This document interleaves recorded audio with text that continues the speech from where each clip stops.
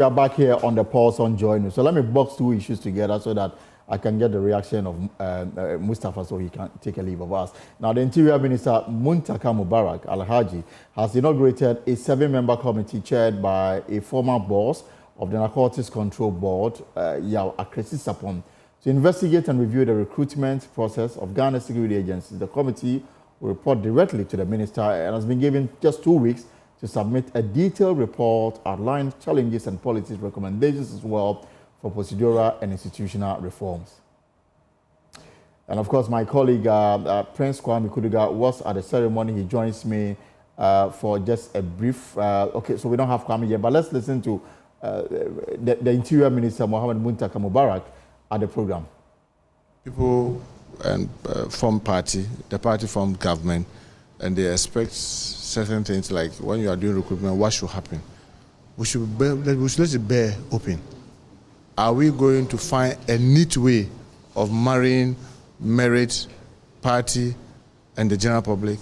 Should we stick strictly to merit and the general public, and then playing ostriches that political parties do not matter? What do we do? That's why in setting up this committee, you see that I came in with experts. I mean, if you look at all the persons, I try as much as possible to take away the possibility of excessive partisanship in it. So you pick a COP, I mean somebody who has become a commissioner of police, you pick a deputy fire, deputy prison, deputy immigration, somebody who has even chaired narcotics control before, so that they will help you, having been part of the processes over the years, to tell you that these are the things that we need to do. And then we currently have people in training. We are hearing all manner of things. Can you check those who are in training? Are they qualified? Will they go through the right procedures, they lay down rules that all of us know, so that it doesn't become a kind of witch hunting thing that I look at your face and I say, but I know you to be MPP, I can see your son there, so therefore you should get out, or I know this person is a CPP, so you should stay in. To avoid all that, you put up these 7-member professionals to use 2 weeks to go through those in training, give us recommendations, tell us what to do, even in terms of policy direction. What is it new that we can do to forestall all this kind of suspicion anytime recruitments are going on? So that's the essence, basically, for establishing this committee. And like I said, we're ready to support them to make sure that they are able to do this within 2 weeks, so that at least we'll immediately be able to start knowing what to do, instead of giving a very long period of time. So that's basically the reason for this committee. We'll assist them with whatever logistics that they may require to be able to do that. So it's for 2 weeks. The specific things is that, can you review the current individuals under training? Let's identify what is there. Are there challenges? Are there no challenges? Let us know. Be able to tell us the processes that is currently in place. Is it adequate? Is it inadequate? What is it? If it is not adequate, what is it that we need to do? The policy that we currently have under recruitment that has guided our country for long, is there the need for policy change? Let us know. Because the current one, I want to believe, talks only about merit. Merit. Is it adequate? Having in mind the political parties and the role they play. You know that merit can be open to the general public. Can you use the same merit to bring in party people? What procedures should you use? You are not the only party. Even if you are in government, you are not the only one in government. There are others in opposition.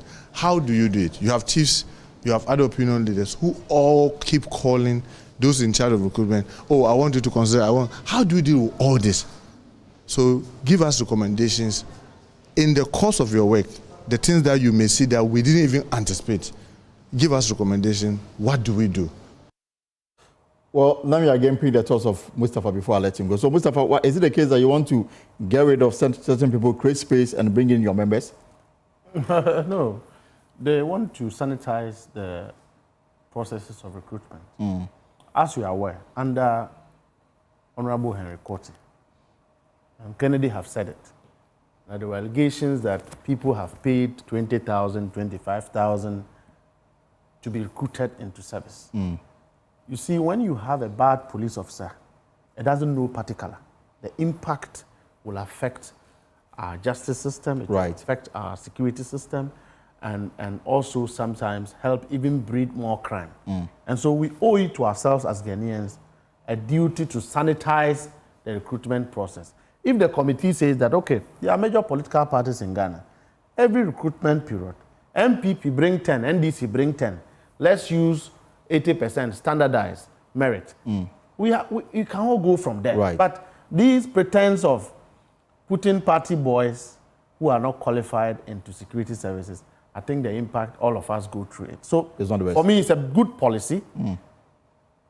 As compared to 2016, when the MPP came, you remember there were recruits already in training, as we have today. They sacked all of them, no reason. They sacked them. Richard Ahinagba says that the NDC will not go to heaven if we take this. President Akufo-Addo is still sitting here behind this studio, and he's alive, he's healthy of all the atrocities he has committed and what the government have done against the young people of this country. So I think we are going to do that. System. And before I go, let me state this, that I will advise the MPP headquarters to go in a reflective mood. Because you see, thankfully, from our side, we have inherited even their own boys they have abandoned. We are soon going to go back to the grassroots, trying to see how we can make the bottom, the political class bottom, very happy, including their base. So when you sit in Accra and you are making this noise, look, the whole country is happy about what has happened to Kenoforiata.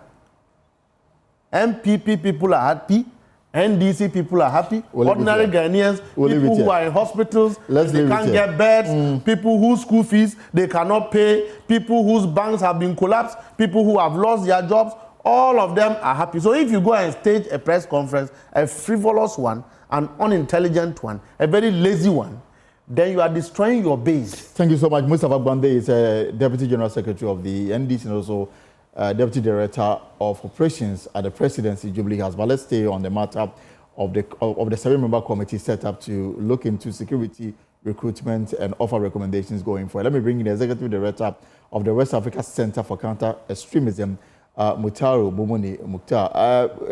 Good evening, sir, and welcome to the call. So, is this the way to go to understand what we have on our hands and then prefer solution going forward? Well, thank you for this. I think that this is an important and right call at the moment.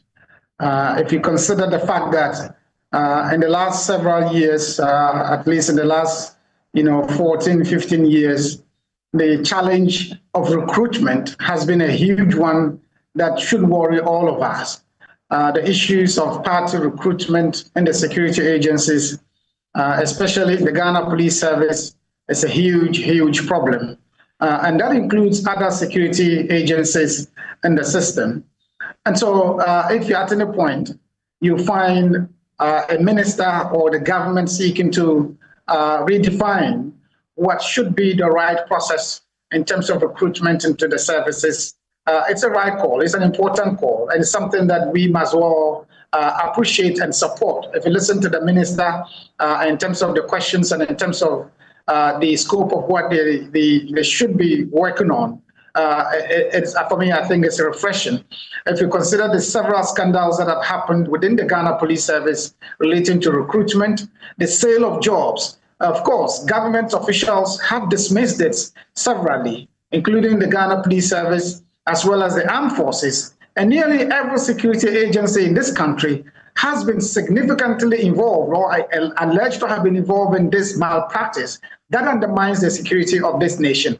The recruitment into these services, many people have shared accounts of how it's significantly flawed in terms of payment for recruitment, in terms of party foot soldiers or party members recruited into the services. This has significantly undermined professionalism in the Ghana Police Service in particular.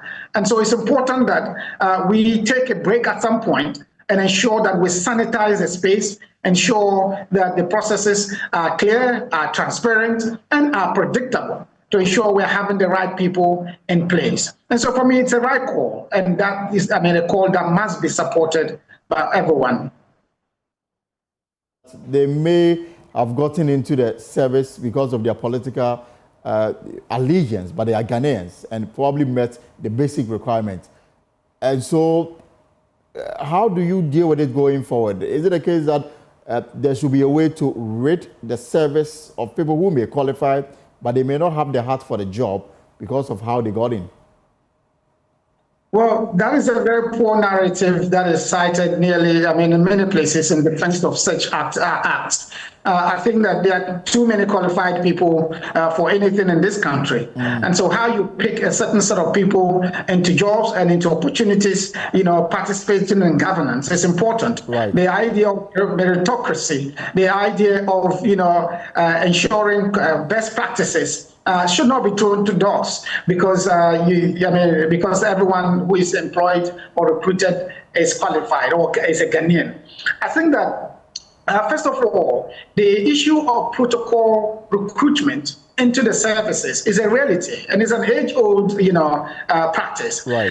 We can streamline the process and ensure that or indicate that every member of parliament would have so number of slots in terms of recruitment into the services. And of course, that should be a small proportion of people who are recruited.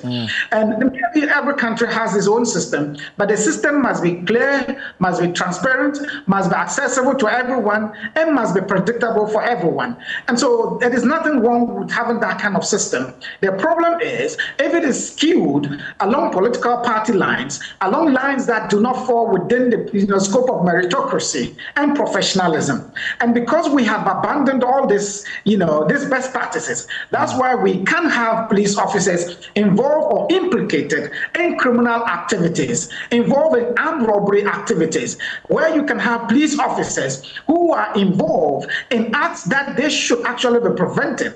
Today, we're having people talk about the fact that there are police officers who are unable to write a simple report, incident report, or make analysis of any security situation.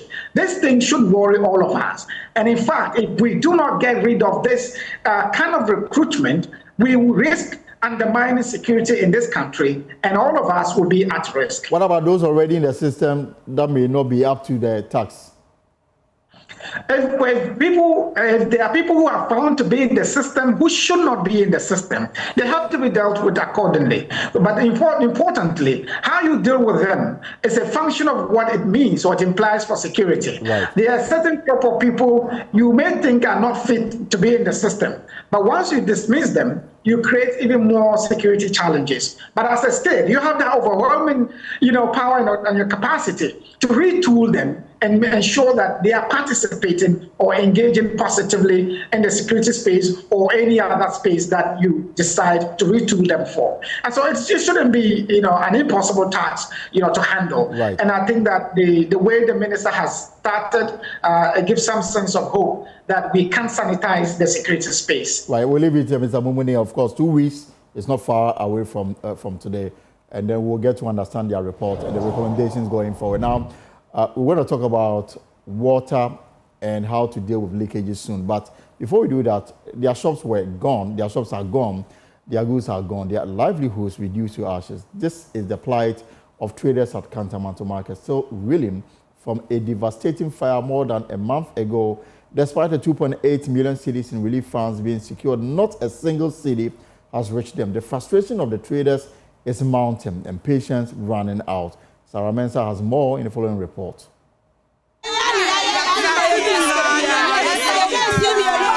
It's been over a month since fire ravaged Kantamanto Market.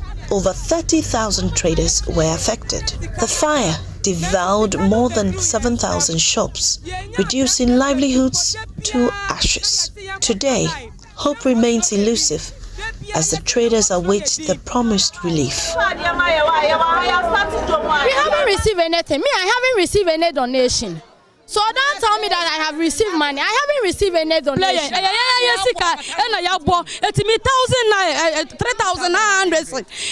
Donation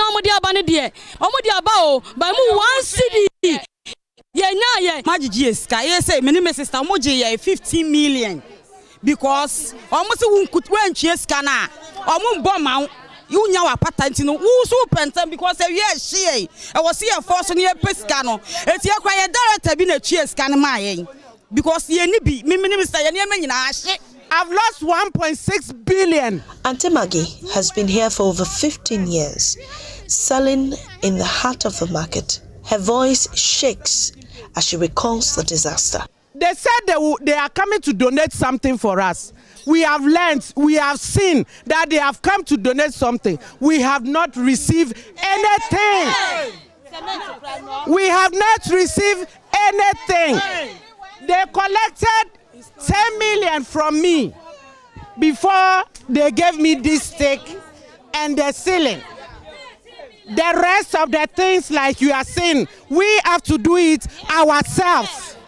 I don't have anything. The best thing I think the leaders should do is when they come, we have lost our things, they should let us sit in our sheds so that they divide the money to us. Yes. But the way things are going, it is very pathetic. We are suffering. Desperation runs deep. Many traders like Maggie have borrowed money to rebuild. But outside the market, those without sheds face an even grimmer reality. Holy Ghost, who sells just outside the market, feels she's being left out of the recovery efforts.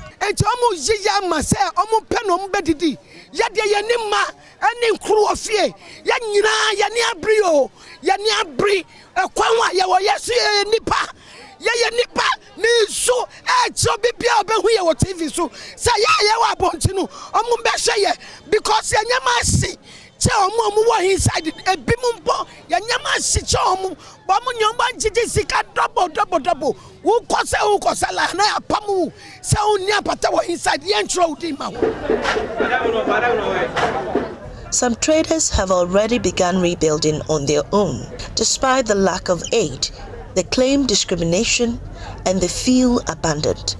But the leadership insists they're doing everything they can. Michael Obeng, chairman of the largest trader group and member of the 9-member committee overseeing relief, believes progress is being made. Workmanship. Carpenter for sika omudi edibon chance ni New York ni guso me am no ka 150 Ghana cedis. Lane so be 150 Ghana cedis. Na cost 3,000 Ghana cedis. For Libya na etua de ma carpenter for no. Enyi obi adua sika. Na mo se panimu bi na se pani bi agi sika o ba bi anya ye ha. Over 2.8 million cedis in donations have been received by the committee. But for the thousands who lost everything, hope is running thin. By the close of the month in India, let me say a year joining in a year. Now, the Chescada, a crop by enu. I see 2 1.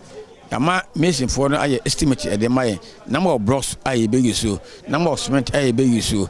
The winning in a year, a betcha. Say you crop part, so I'm 10 billion, okay, 1 million Ghana cedis in the year. A betcha. Eddie Amo be a never canon. A cat, the amount for the better chayano. I had a year, Jumano, as you wear your bonus for conta. Now that can be asono. Ya chair at the amount and 24.4 will be a fancoto and the footum, if you are in footum, never be a camera.